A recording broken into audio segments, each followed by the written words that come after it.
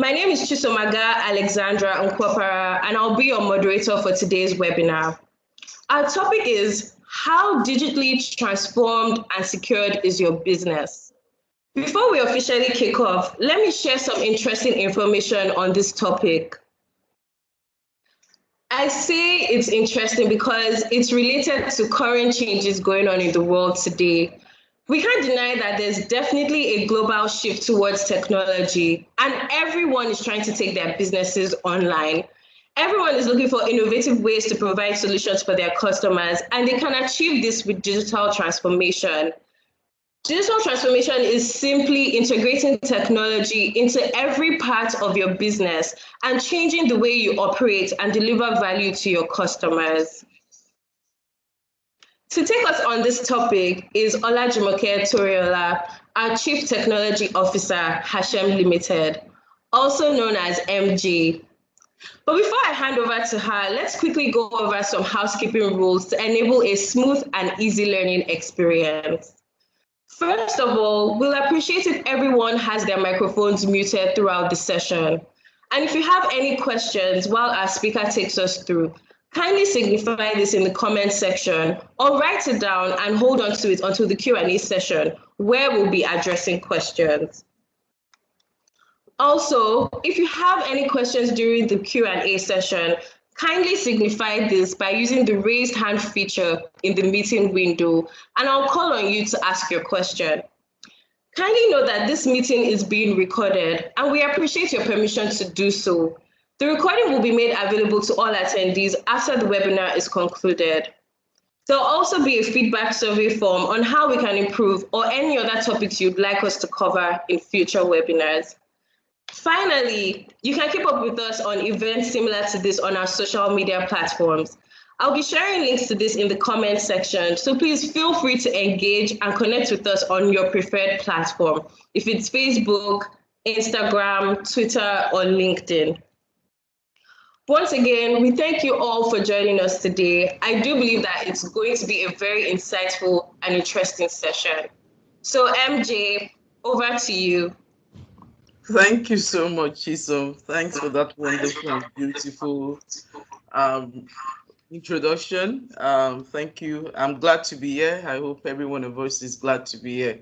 So, Chisom, you've done a good job to that introduction and then to even the topic. I almost said you should take it yourself. So, thank you so much. Thank you so much. So, I'm glad to be here once again, really, and for being the very first of our Tech Talk for the year. I'm so glad, and I hope you're glad, and I hope this is going to be a very rewarding session at the end of the day.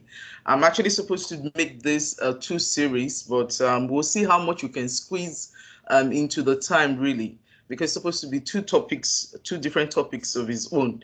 So we'll see how we can squeeze to the time. So let's jump right into it. 1 second, please. Yeah. So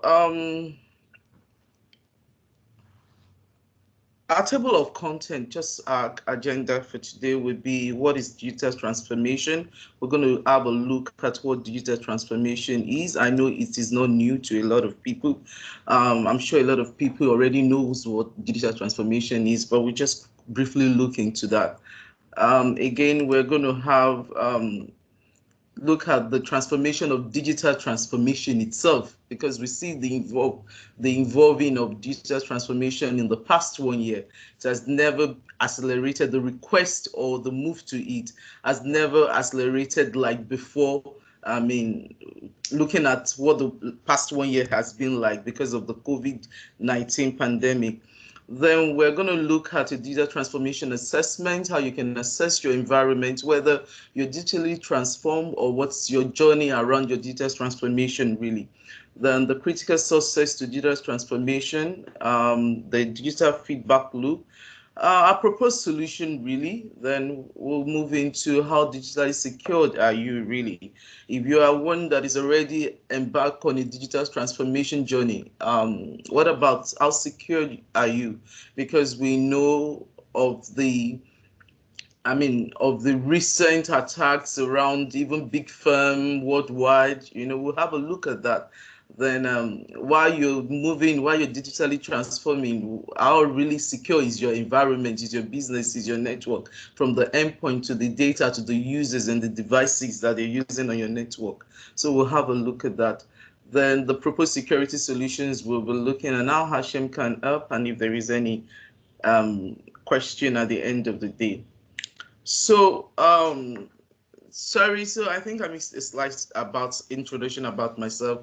Once again, my name is Toriola Olajumoke. I'm the CTO of Ha-Shem Limited, and I'm also a Microsoft most valued professional in Office apps and services. I'm a Microsoft certified trainer.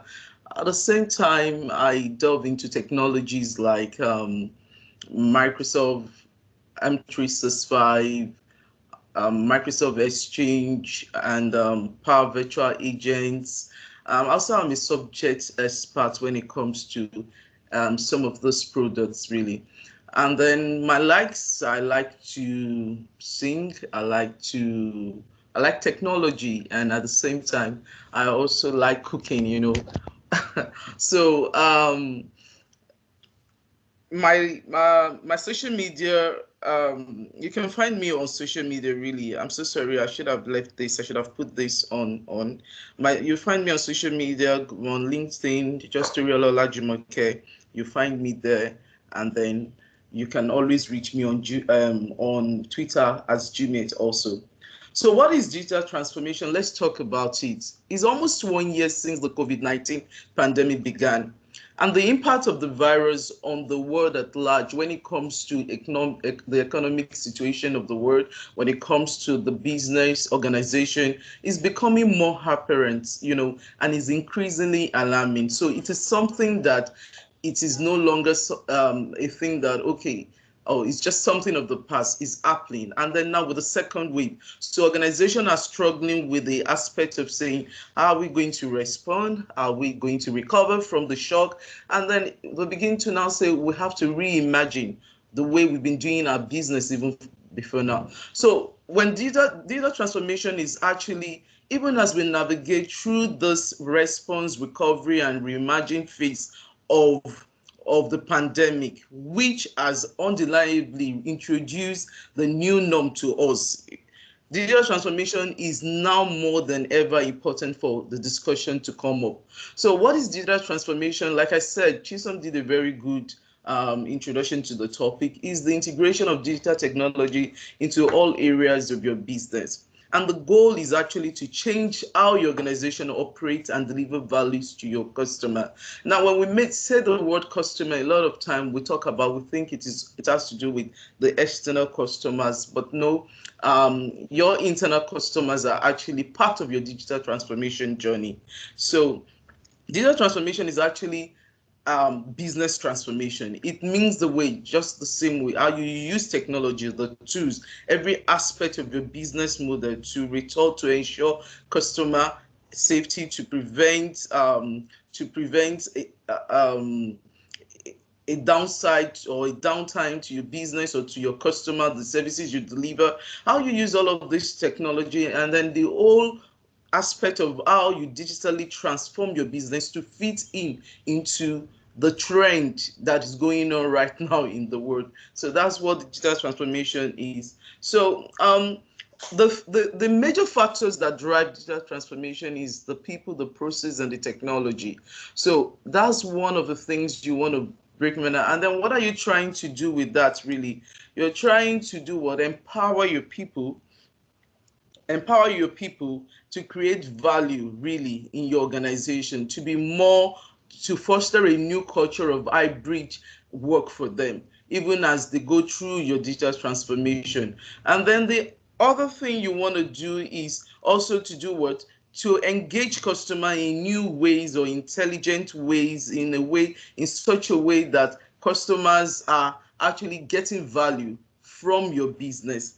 That's what the digital transformation journey is all about. Then you want to transform your products and services with new business models. That is seeing what technologies you can use to advance more in the delivery of your products, in the delivery of your services. So it cuts across these 4 pillars really.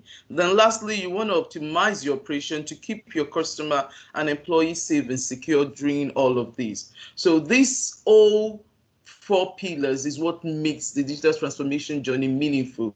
And like I said earlier, it's fundamentally changing the way companies use technology to achieve all of these 4 things really. So looking at it right now, we have 4 types of digital transformation. First of all, one of the things we need to bear in mind is this: digital transformation is not monolithic, and it involves far more than digitizing back office process. Like I said, it isn't about products or technology. It's good beyond that. Even then, digital transformation is actually people-centric, because now you're actually looking at how you will make use of a lot of the technology with the people, with the process to transform how your business really produce or deliver value to your customers. So there are 4 types of digital transformation, and then the first one is the business process transformation. The business process transformation actually involves a fundamental rethinking of the process.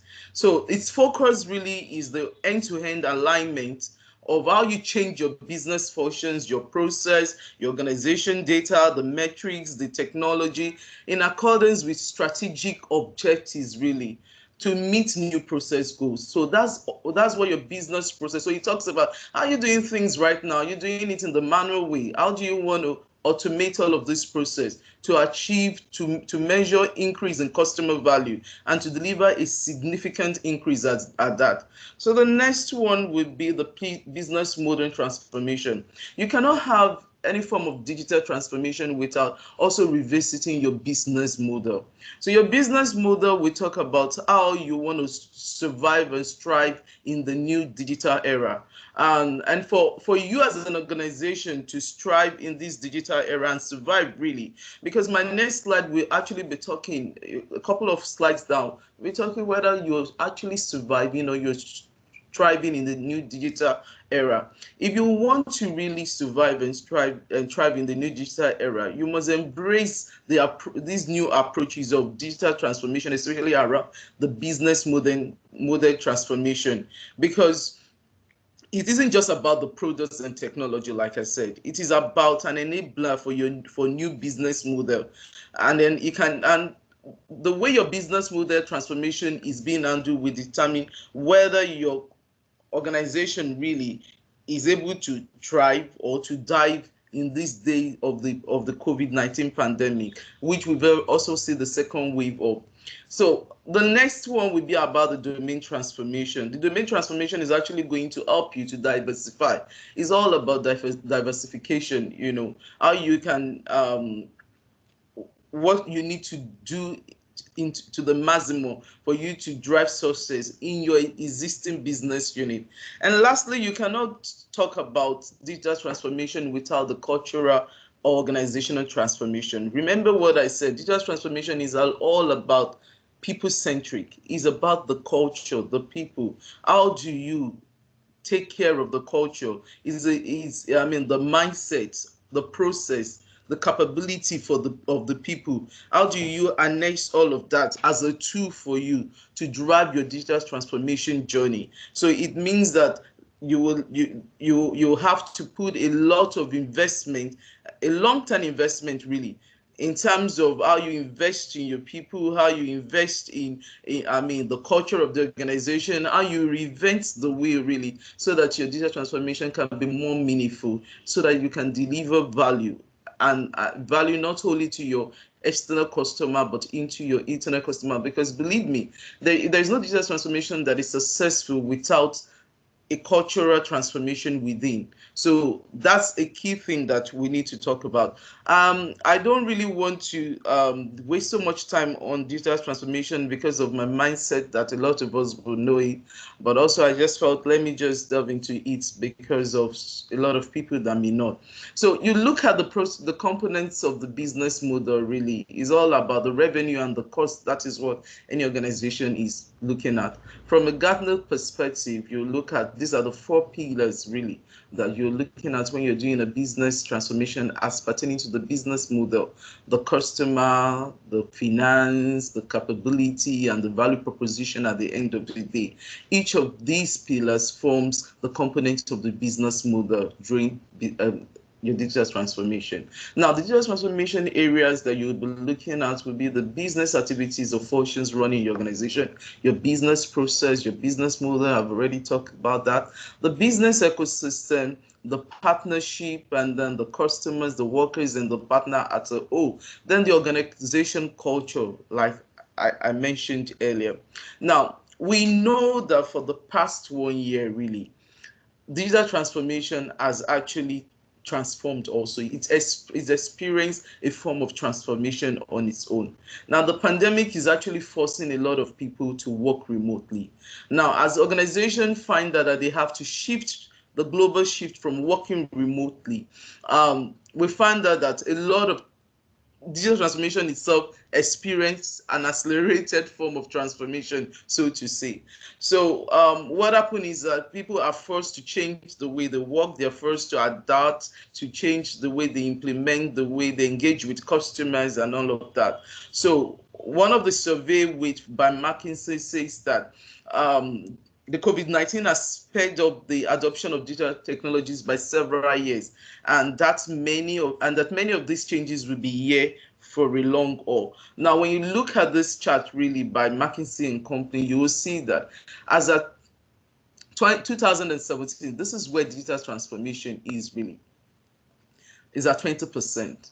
But when you look at from July 2020, when this pandemic was, the heat of the pandemic was made, you find that globally 58% of of digital transformation has accelerated at a point of 58%.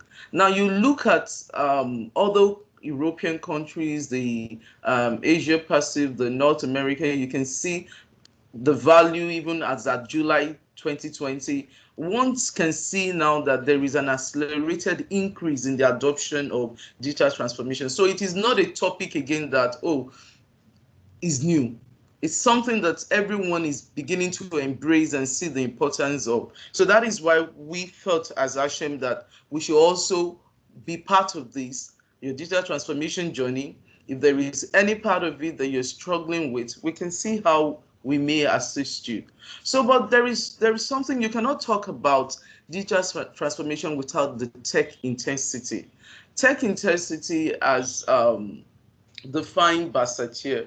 The first question you want to ask yourself is this: are you merely surviving during this pandemic, or you're really thriving during the pandemic?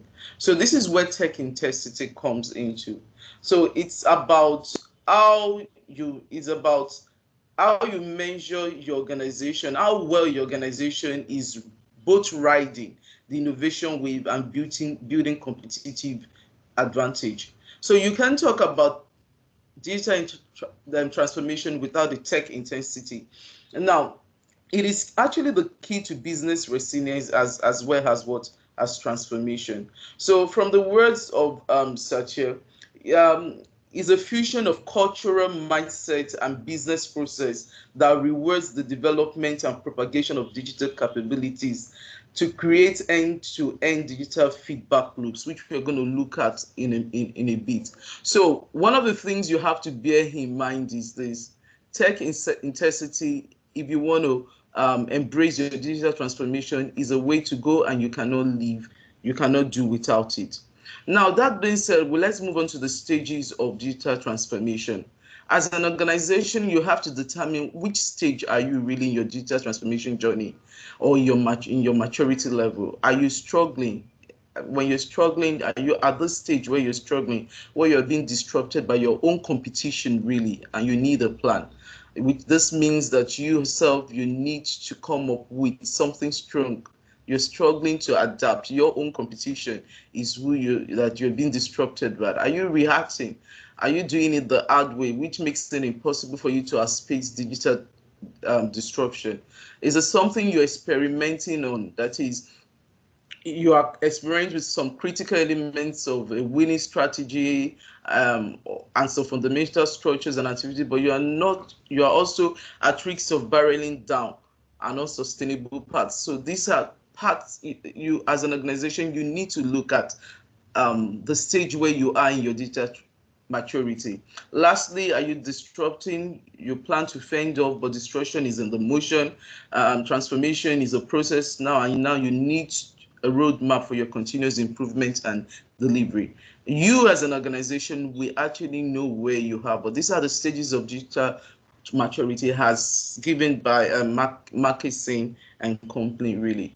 Then the next thing is the digital maturity assessment.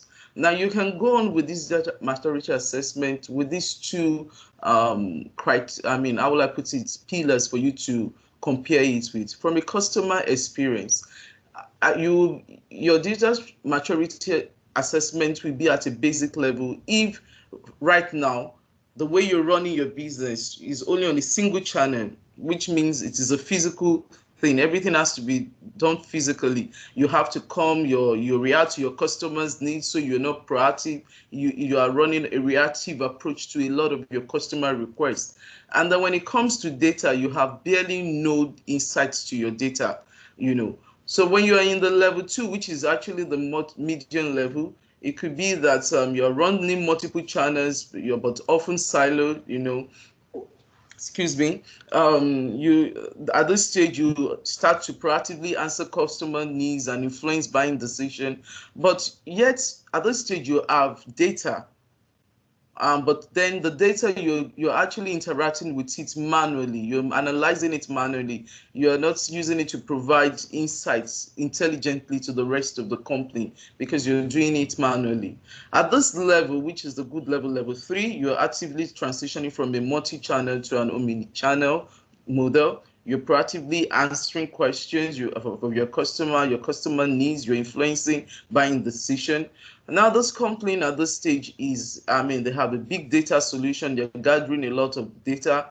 They're doing automatic reporting with key insight. You have almost like 360-degree view to your customer. So, what this different assessments is like you yourself, you're carrying out your assessment of your organization to identify where you are today and where you want to be in the future. This is what it is all about. So when you look at the level 4, it's actually the world class, which means you're doing things the right way. You're only just improving on what you have already.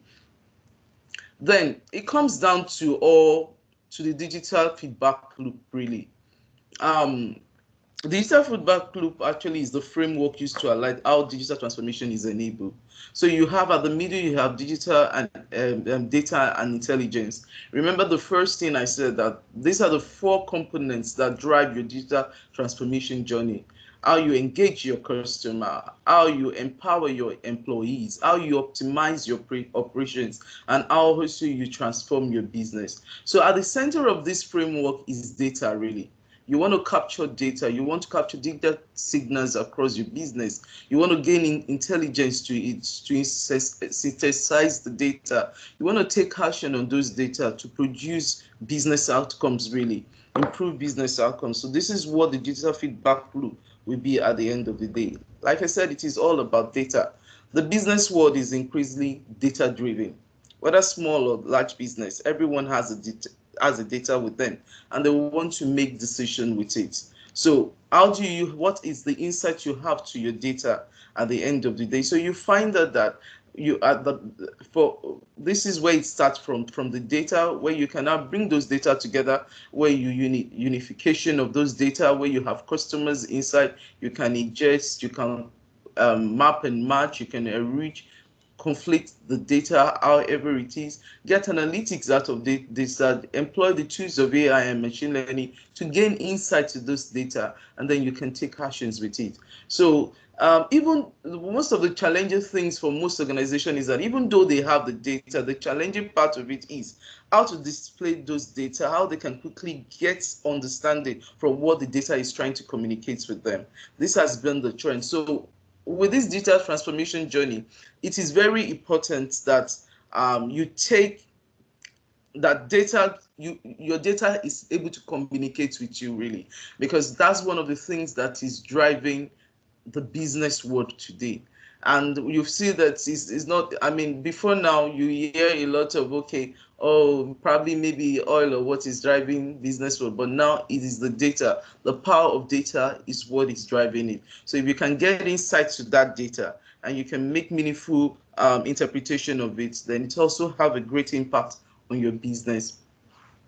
Now, some of the technologies you need to consider during your data transformation strategy will be a lot of this. Although you may not be using a lot of this data or any technologies, but it's a good thing for you to have an idea of it so that you will know how they play out and how they can help you during your digital transformation journey, really.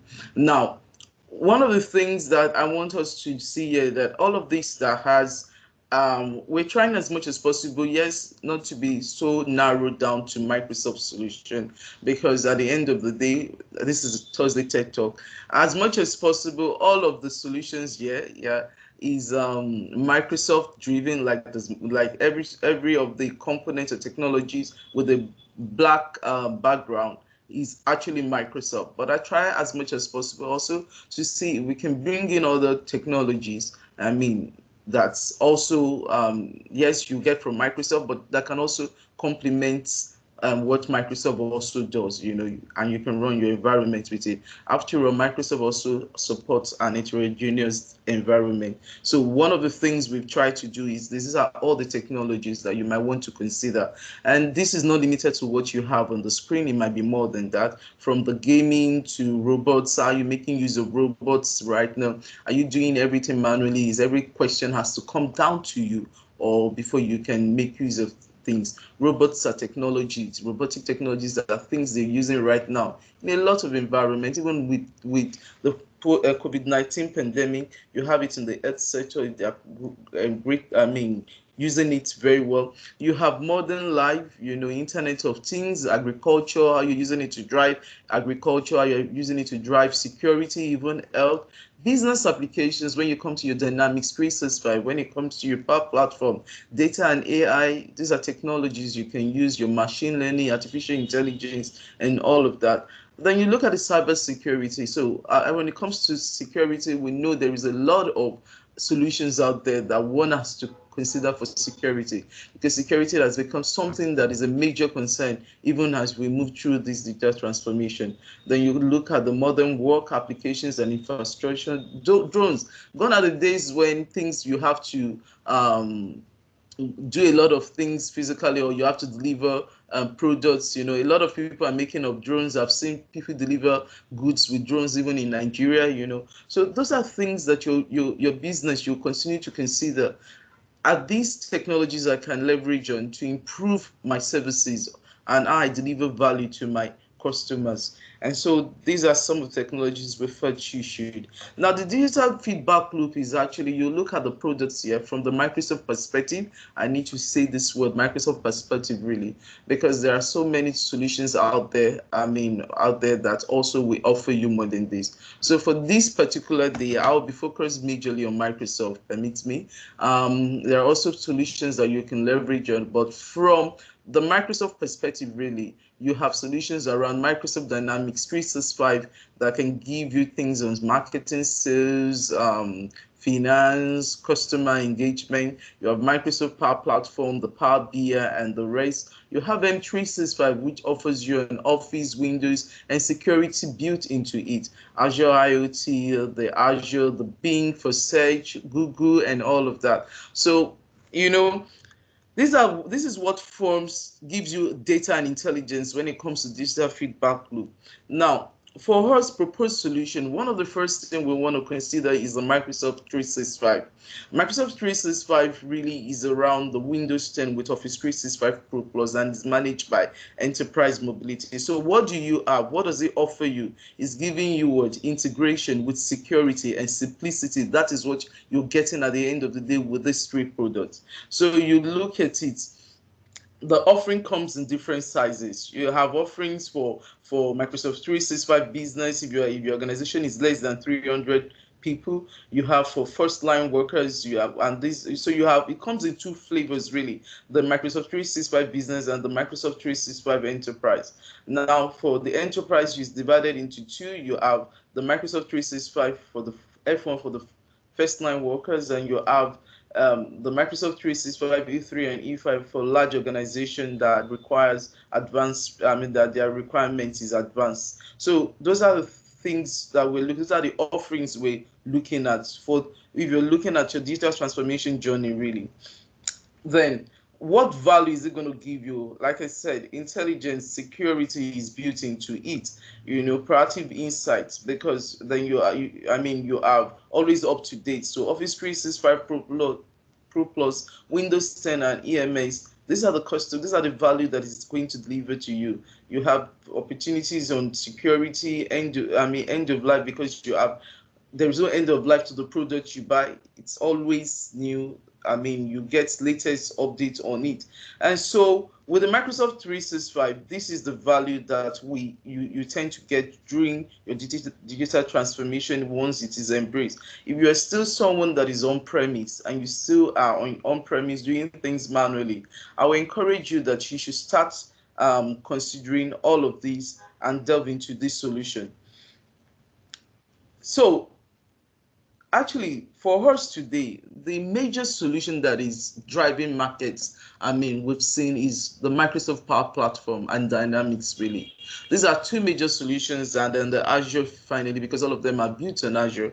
We're seeing that this is the trend that the market is shifting into. So we want to focus today on the Microsoft Power Platform, but because M365 is the foundation of every one of them, because M365, which are M365 Microsoft Power Platform, each of the components in it are also bundled with your M365. That's why I just did a little bit of digression into the introduction of M365. Ordinarily, I would have just moved into this straight up.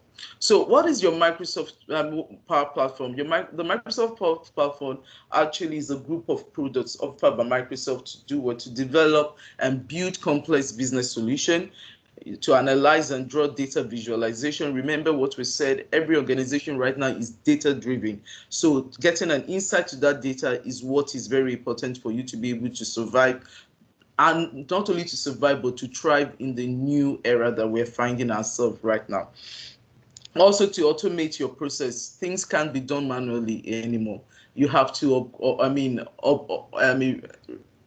reimagine. That's the word I'm looking for. You have to see how you can reimagine your process, how you can reimagine to start automating a lot of those processes. Really, there is no more time for you, because now people are working remotely. You can't say, oh, people should come to the office just because they want to sign a paper. All of those things are things that you will need to automate. So more than ever, that is why the Microsoft Power Platform is actually a solution that is very positioned during this digital era, because it answers a lot to what your request is when it comes to your transformation journey.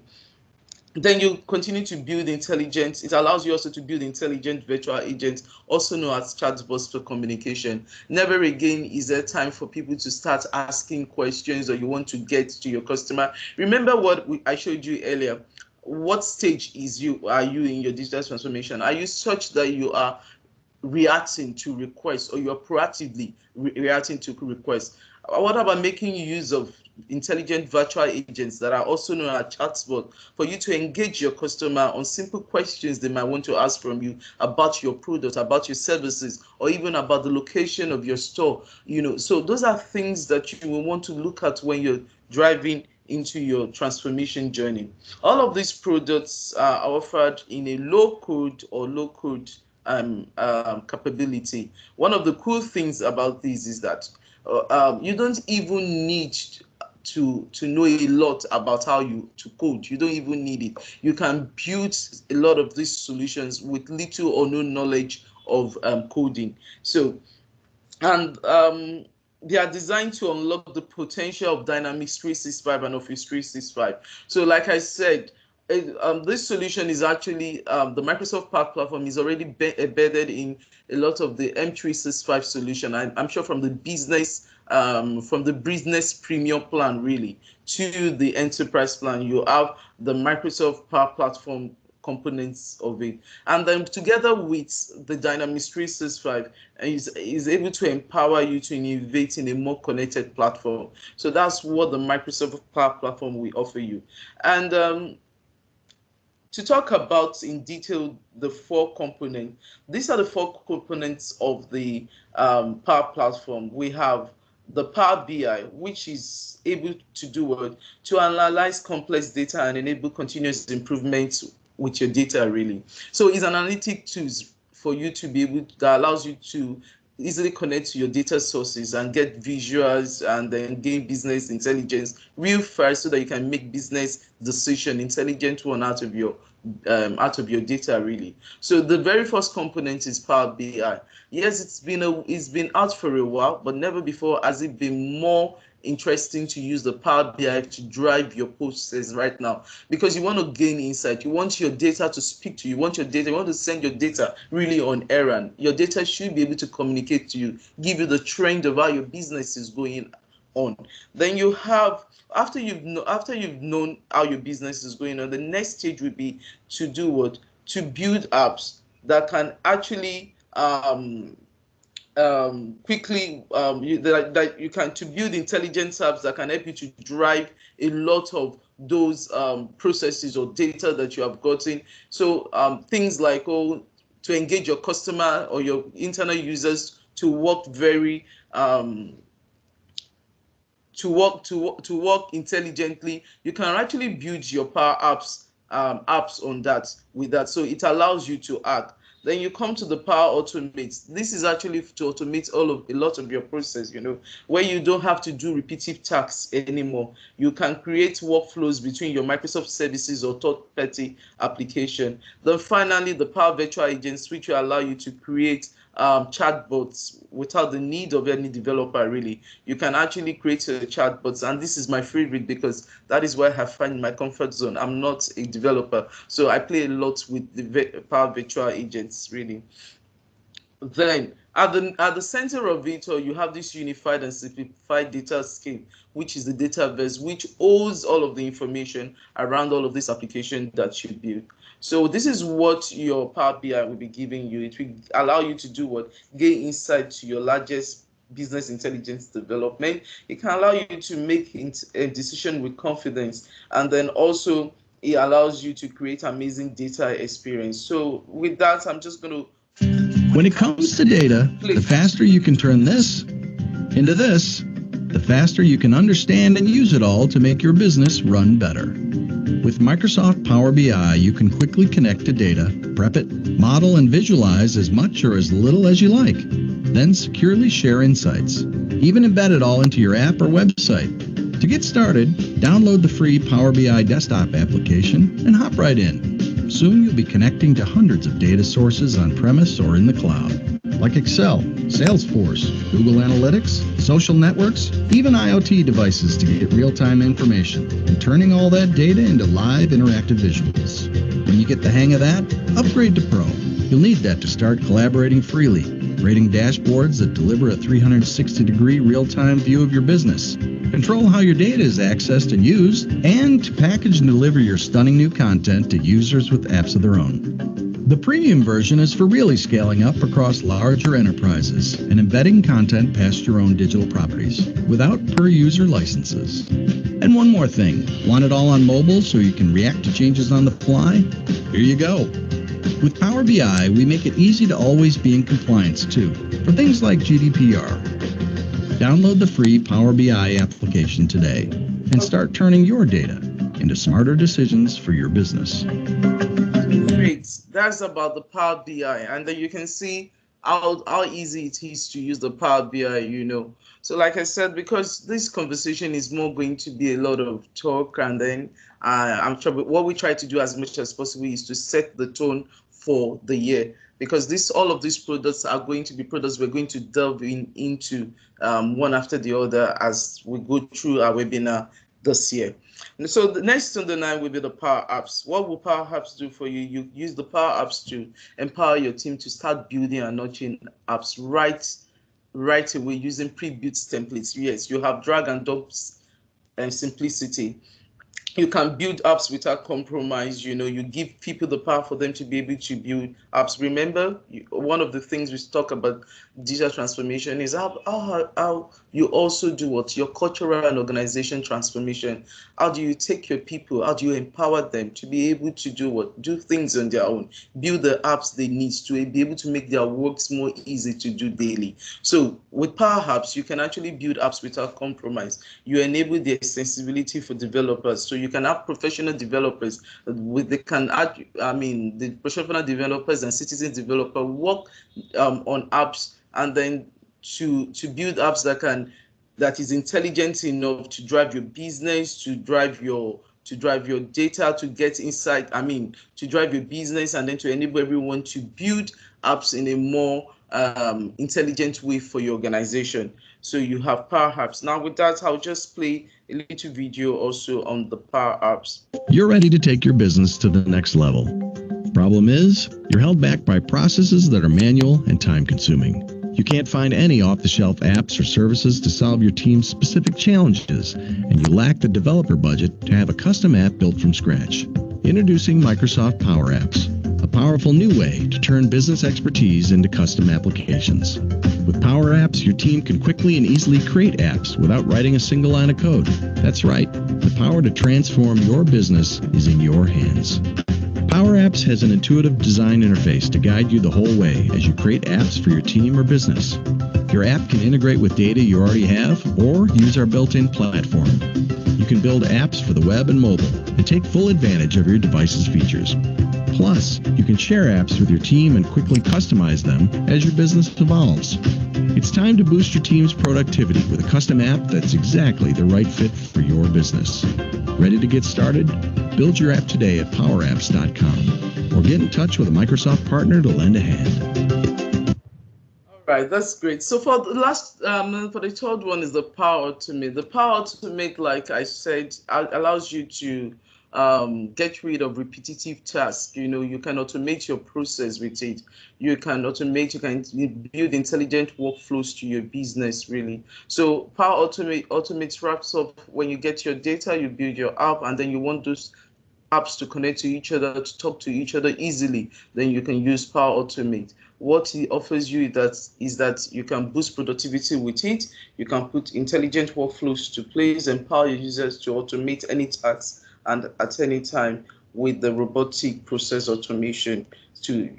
So with that, let me quickly just show us a video on that.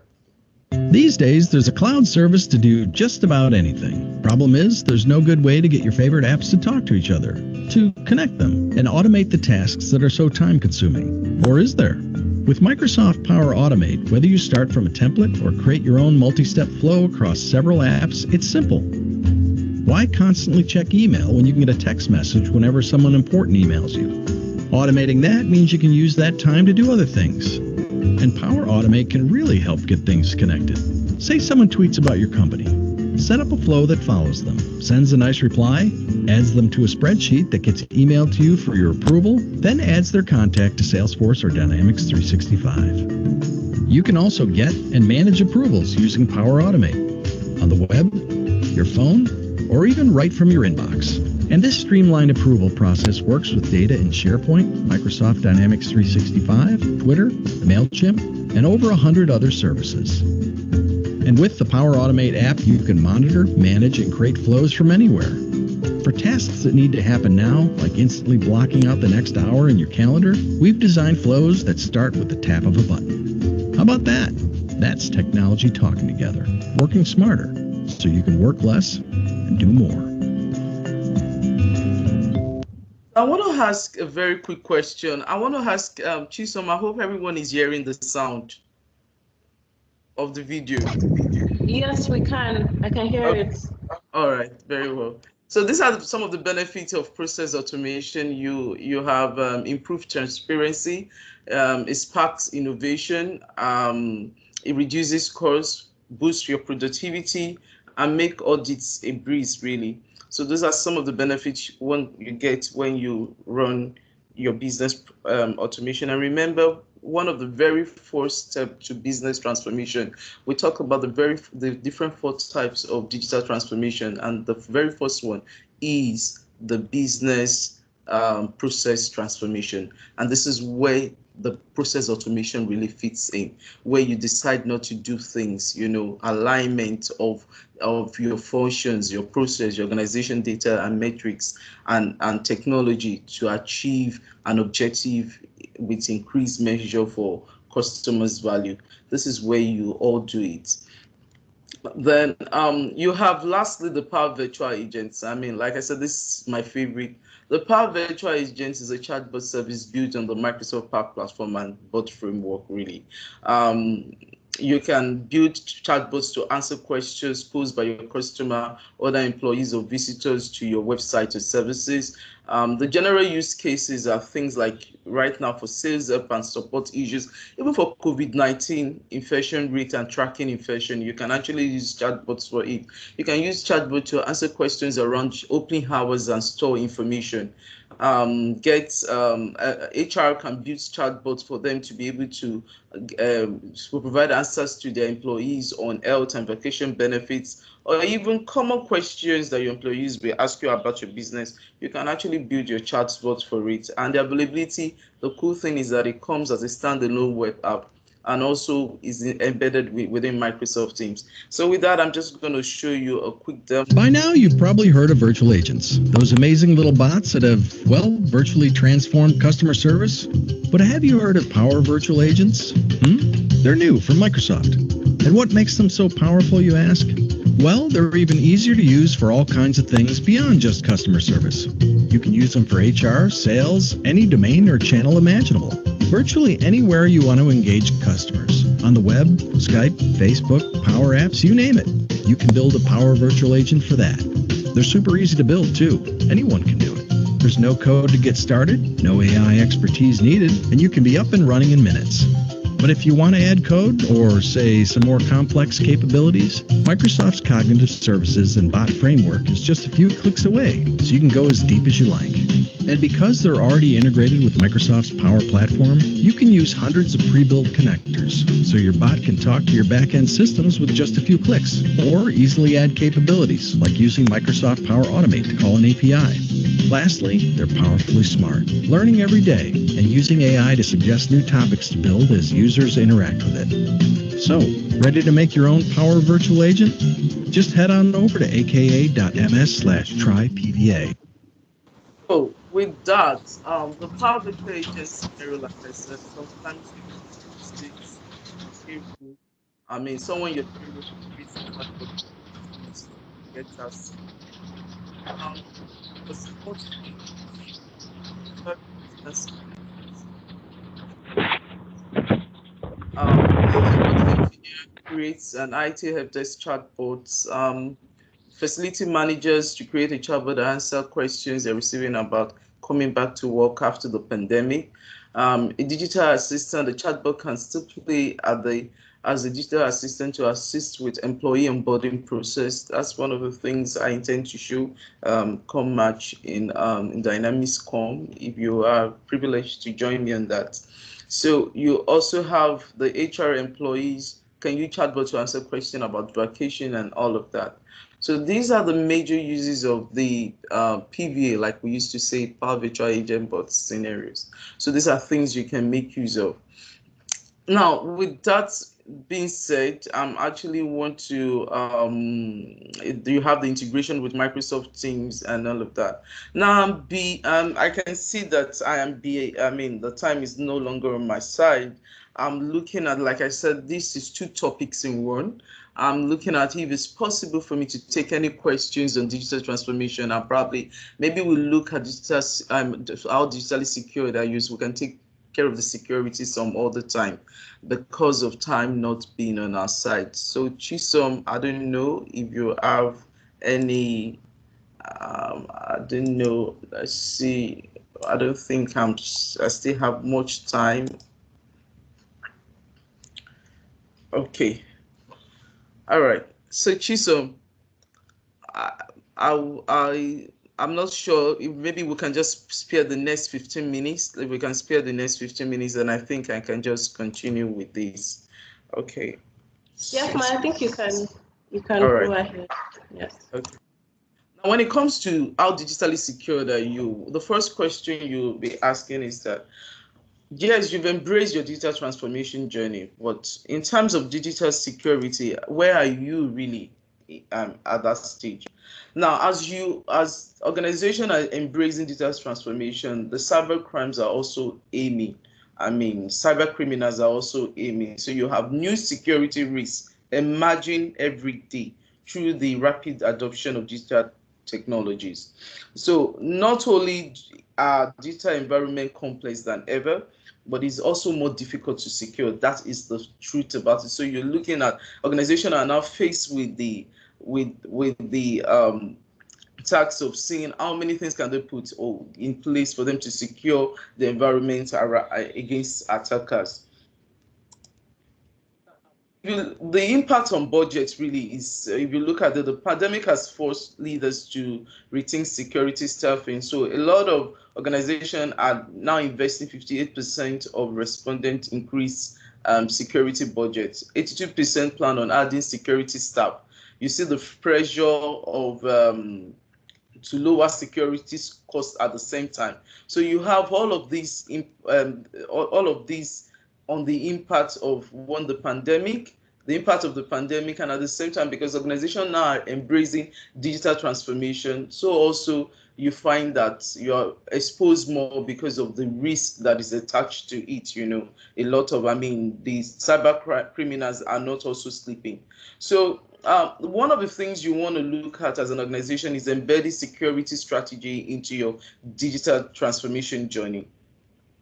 Now you want to look at tools that you can embrace or you can engage to minimize or to combat cyber threats and associated technology disruption, even as you're going through your digital transformation. So digital security is an encompassing term for the tools that are used to secure your identity, the data, the assets, and the devices. So those are the four things that you'll be looking at when you're doing your digital transformation around security. You'll be looking at the identity of your user, the data they come in contact with, the asset, which is your information at any time, and then your devices, which are the endpoints they're using. Now, if you look at, let's have a look at year 2020. The top cybercrime attacks we have in year 2021 from the SolarWinds. You see the SolarWinds attack, from the Twitter attack, the Marriott attack. For some of us that do not know a little bit of the SolarWinds, this was a masterfully orchestrated supply chain exploit that compromised multiple systems of governments and companies worldwide just by the use of their update server. You know, because there is actually an opening in that, and then the attackers were able to compromise that opening. You have the Twitter account, the Twitter attack. This was very big last year. A lot of companies like Uber, Apple, and then big organizations like Microsoft, even Joe Virgin was also attacked by this. You know, then you have Marriott, where you have approximately 5.2 million hotel guests were fraudulently accessed in 2020. You have the MGM results, you have Zoom also, because people now are embracing the work from home. So there has been an increase around the use of tools like Zoom, like Microsoft Teams, you know, to be able to connect with each other, to collaborate. About 500,000 user accounts were put up on the dark web for sale, for user ID and password. So these are some of the attacks. Then you look at the Finastra, the ransomware attack. So according to ISACA's State of Cybersecurity, social engineering is the most popular method of attack. So with 15% of compromised respondents saying it was the method used as a vehicle. So you have the Zoom, you have the Mega Health also, because it is more of social engineering. Even the Twitter was more of social engineering, you know, that they use in gaining the attack. So challenges organization are faced with are the threats. Attackers are relentless, they are creative and constantly changing. The pattern is changing every day. And then the organization also is growing and it is harder to protect because you find that now organizations are growing, then you have the understaffed, the overwhelming, barely able to hold on because you have staffs, you have understaff, and even when there is now a lot of sourcing for the skilled staff that can even do the work, so you have all of that as challenges. Now at the end of these are all of the things that the challenges that that many organizations are trying to keep up to, from cloud services. A lot of these are running on cloud services you don't have control over. A lot of these things like SaaS services, IoT devices, it's not even within your reach. So how do you keep up to all of these challenges?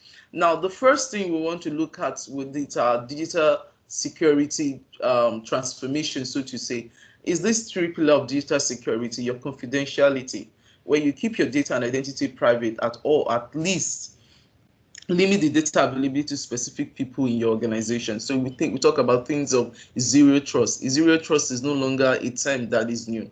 It's something that, as you look at digital security right now, everybody's using it. Where you trust no one, even yourself. You cannot trust yourself, really.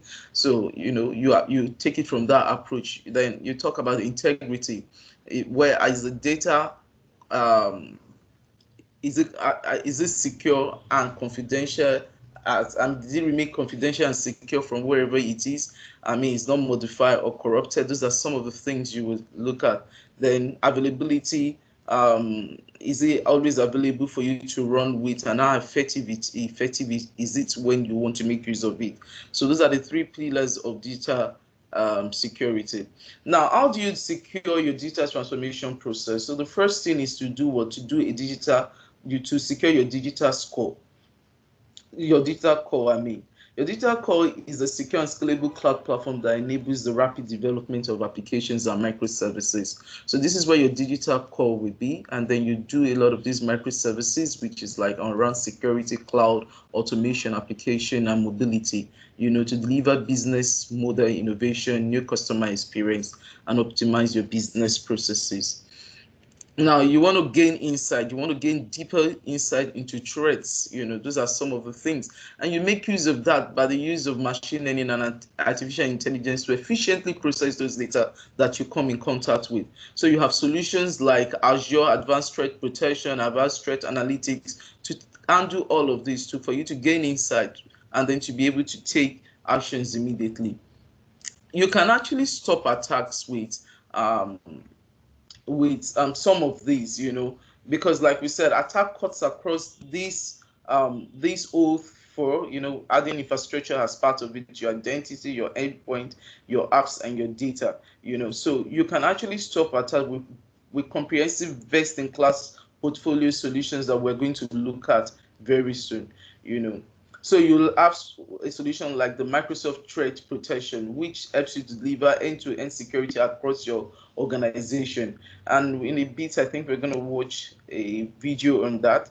And then building security into your software development cycle also, deploying automation frameworks and strong policy and governance to align your three groups of when it comes to your software development cycle, that is the development, the security, and the operations, really. So there are some of the things you will look at.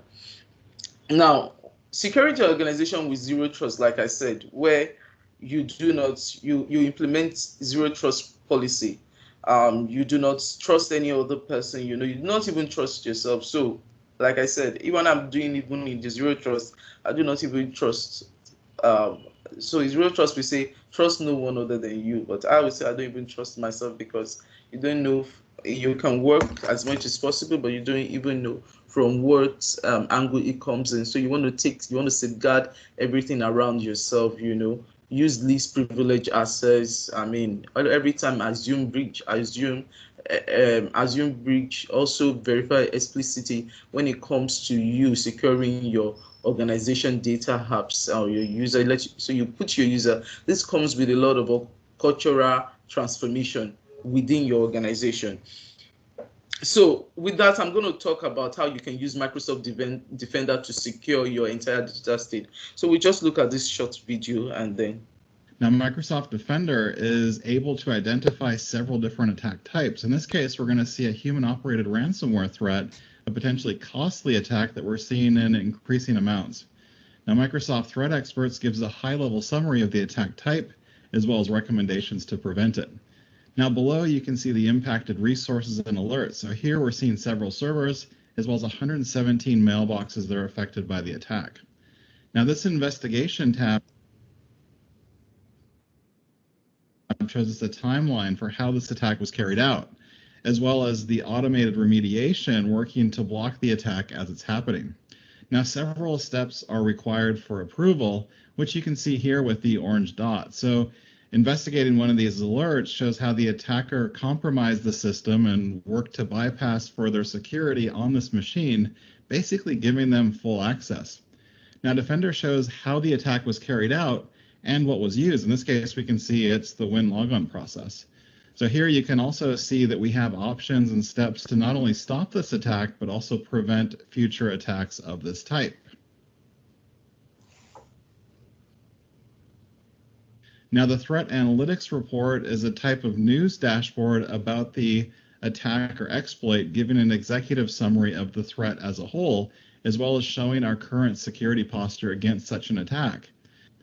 Now, the Mitigation tab shows you which security options would help prevent this attack to get ahead of the threat. So in this case, I'm going to turn on controlled folder access. And this is going to help control what applications can write to user document folders and protect them from encryption by a bad actor.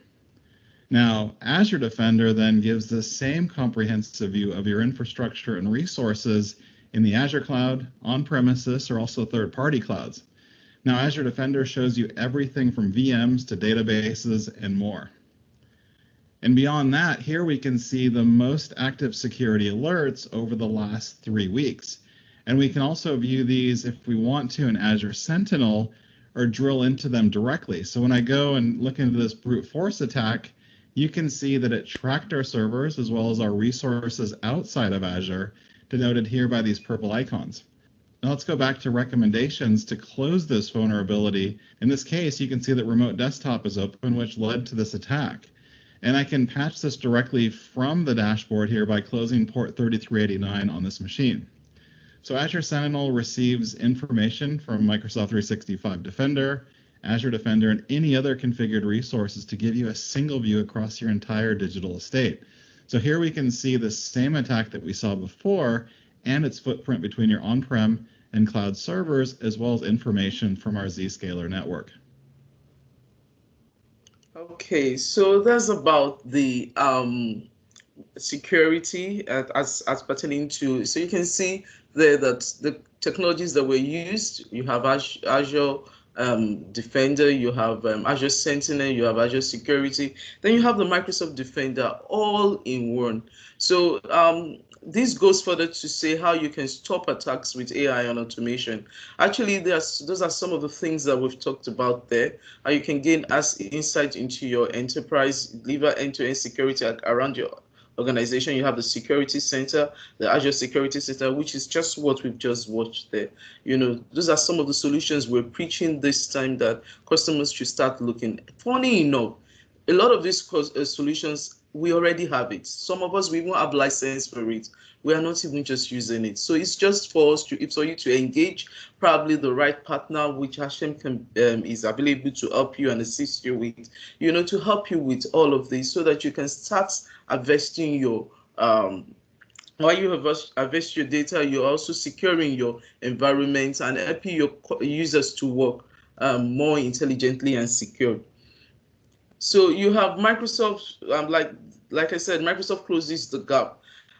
We've talked about the Azure Sentinel, you've talked about the Microsoft Threat Protection and all of that, from phishing mail to sensitive data, how it is protected, how your data is protected, in privileged accounts is protected, and all of that. So I think with that, I'm just going to quickly show us again.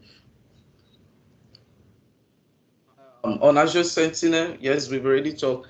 So I think with that, I'm just going to show us how we can protect our sensitive information at the site or team level. So one of the things I know a lot of us do not know is that we're using Microsoft Teams, especially to the financial organization. I don't know whether any of you know what is called information barrier in Microsoft Teams. If you're trying to protect a department or a set of group of people in your Microsoft Teams from forwarding or probably maybe chatting sensitive information with another group, you can actually put it. People just think that Microsoft Teams is just for chats, and then there are a lot of security that you can also include into your Microsoft Teams collaboration too. You can do it in such a way that if you know, let's say for the accounts department should not be able to talk to a sales team. Maybe there is a Teams channel that has been created for accounts. They should not be able to talk to sales things. You can actually use what is called information barrier to do that.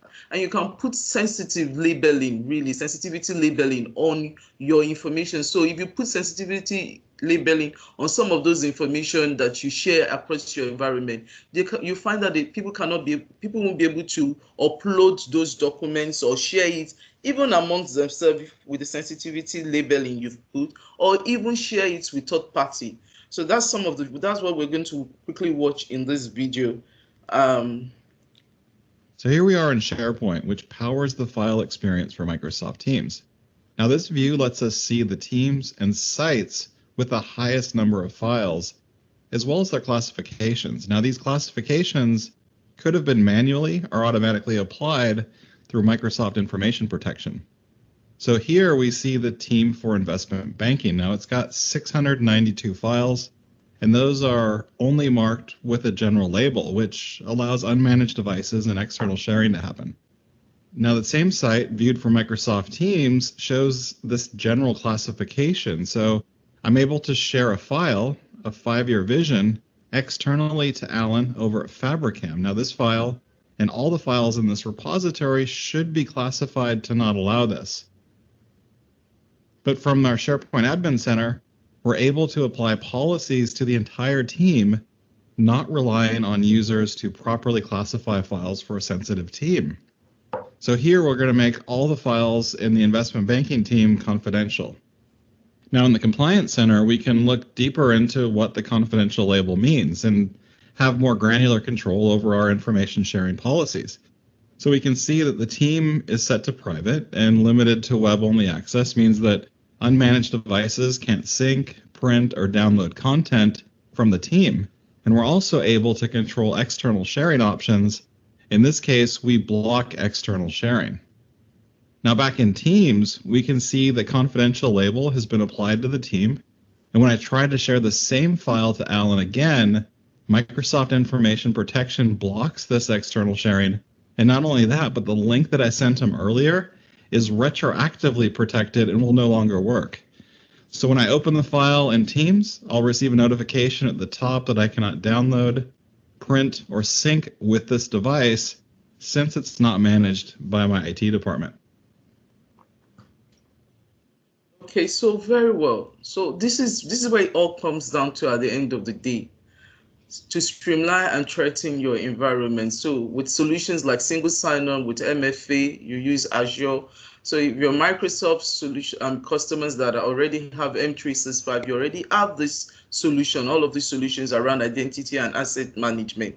With your EMS solution, the AD Premium, it gives you all of this, the single sign-on, the multi-factor and passwordless authentication, the conditional access, which says that people can only sign in from a location, and if they're coming from that location, you might even go beyond to say maybe they have to reset their password or give you another level of authentication. You have privileged access management, you have identity governance, and then you have the Active Directory. Yes, you also have things on endpoint here, on threat protection, endpoint detection and response. You have endpoint protection platform.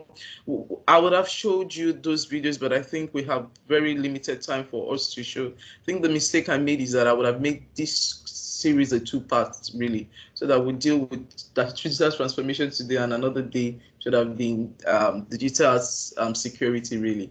So you have the cloud security for cloud access security broker, cloud security posture management, data protection for data discovery, data loss prevention, and the rest. So you have this unified endpoint management to take care of all of this, where you have your mobile application management and your mobile device management with Microsoft Intune to cater for all of that. So this is what it looks like, the Hybrid Security Solution component, the Azure Sentinel, Azure Security Center, and then the Azure Monitor. So I think with that, this will be my last slide really on the way for you to the critical success factors to your digital transformation, whether digitally transformed, and then to also get your to be digitally secured also. So you have these objectives, you have to define the purpose. These are things you have to define within your environment if you want to start your journey. You have to get in the people, get the buy-ins of the people from all levels, all employees and leadership, the process, assess your operational infrastructure and update the structure, build a structure around your digital transformation, orientation, which is also important, then the insight and the intent for your digital transformation, and the technology you will use. So you can get in touch with Ha-Shem. We will always assist you with this journey, and then we can also help you to plan and then be able to help you select the right solution at the right time for you to be protected really. Then execution of it all. So how Ha-Shem can help, you can always get in touch with us. Like we said, Ha-Shem is strategic to connect with any technology investment, with every technology investment to a measurable outcome. So because of our clear focus on combining business and technology, we can provide you with quality and highly innovative IT solutions. So you can reach out to us to help, on social media or Facebook, and then just like Chisom said, she will share. So if you can contact us at any time if you have any questions.